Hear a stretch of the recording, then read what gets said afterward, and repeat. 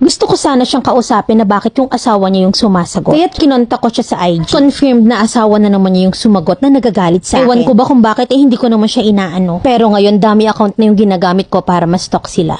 30 years old na ako at 6 na taon ng single mom. Mag 6 years old na rin yung baby girl ko sa December 2018 nang may nakilala akong guy sa birthday ng kaibigan ko. At first wala akong pake sa kanya hanggang sa kinuha na niya yung number ko. At araw-araw na siyang nagtitext at tumatawa. Nung una hindi ko sinasagot hanggang sa kinaibigan na niya yung ate ko. At lagi-lagi na siyang pumupunta sa apartment namin. Doon ko nakita yung ugali niya na mabait, maasikaso, magaling magluto, madiskarte. At isa pa'y joker din. At dahil doon ay naging mag-best friend kami. Lagi kaming magkasama, pinakilala niya ako sa family niya, minsan ay doon ako natutulog. At minsan naman ay siya yung natutulog sa apartment namin. Sobrang saya namin pag magkasama kami na kung wala siya sa kanila ay malamang nasa apartment namin siya. Hanggang sa nanligaw na siya at naging kami ng February 2019. Pero hindi kami nagtagal kasi nabuntis ako ng iba nung April 2019. Sinabi ko yun sa kanya pero hindi siya nagalit. No hurt words from him. Pero hindi ko pa rin pinutol yung communication namin. Na kahit na nga nakatira ako sa bahay nang nakabuntis sa akin dahil mahal ko pa rin naman siya. At hindi ko matanggap na naghiwalay kami dahil lang sa isang pagkakamali. Hanggang sa nakapanganak na ako at dun lumabas ang tunay na ugali ng nakabuntis sa akin. Batugan at irresponsable, puro computer ang alam na ultimo panggatas at diaper ng anak namin ay sa iba niya inaasa. Kaya iniwan ko siya at nagtrabaho ako sa isang mall malapit sa amin. Mama ko ang nag-aalaga ng anak ko hanggang ngayon. Nag-uusap pa rin kami ng ex ko although ako yung unang nag-chat sa kanya. Nasaka lang siya mag-chat kapag nag-chat ako sa kanya. Hanggang sa nalaman ko na may girlfriend na siya, maganda, matangkad, maputi at mahaba yung buhok. Pero hindi ko pa rin pinutol yung communication namin kasi para sa akin isa pa rin siyang kaibigan. Na lagi akong nag-chat sa kanya kapag naalala ko siya at sa akin na may wala yung mali siya. At palagi ko ring tinatanong sa kanya sa tuwing magkakachat kami kung kumusta na sila ng girlfriend niya. Na sana alagaan niya at mahalin niya yung girlfriend niya na huwag niyang sasaktan at lolokohin. Hanggang sa nakita ko sila ng girlfriend niya sa mall na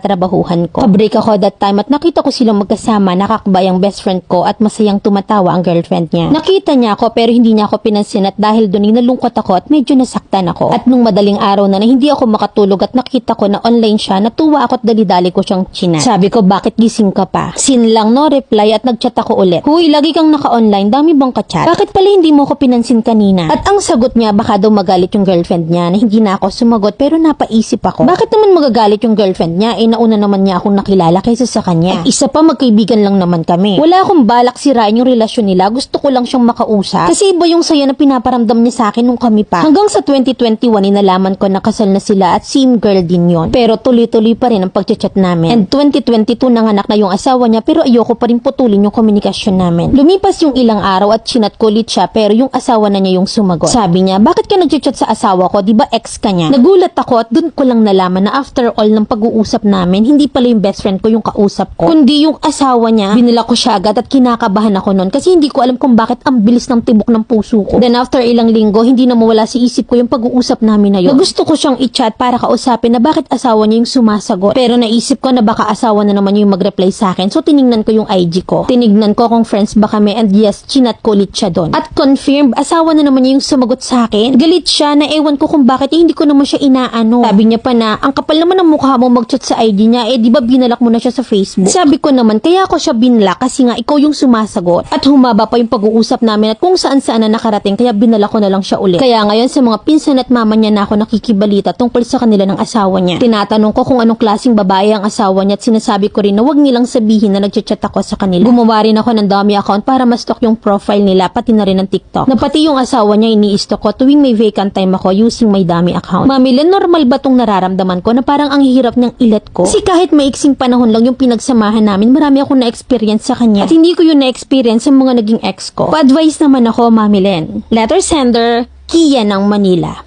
Yung ginagawa mo, hindi yan normal. Pero yung nagagalit yung asawa sa'yo, yun yung normal. Tsaka yung hindi mo matanggap na nagkahiwalay lang kayo dahil sa isang pagkakamali. Malalang pagkakamali yan, Mima, kasi nagpabuntis ka sa iba while kayo. Maliit na bagay ba yun sa'yo? Naliliitan ka doon? Kompleto ba yung tulog mo, Mima? Kasi lutang na lutang ka eh. Baka lang kasi kailangan mo na ng reseta. Sasabihin mo na walang mali siya kinemika, nagnanasa ka pa, halatadong malala. Kundangan kang timang, nasa yun ako, malantari ka pa ng iba, tapos desperadang stalker ka ngayon. Puso mag-move on ha, lubay-lubayan mo yan, nakakasira ng ulo yan. Nawawala ka na sa linya araw-araw lugaw ka ba? Mamanata ka para malinawan ka, magsimba ka tuwing linggo, makipag-usap ka kay Lord. Lumalayo na yung loob mo mag-focus ka muna sa sarili mo, lubayan mo yung may asawa. Doon ka sa lalaking gagawin kang reyna. Na kapag nakita mo yun, makontento ka naman kasi nang hindi ka nagkakaganyan sa huli. Alam ko hindi ka si Joe, pero mapagod ka naman sana.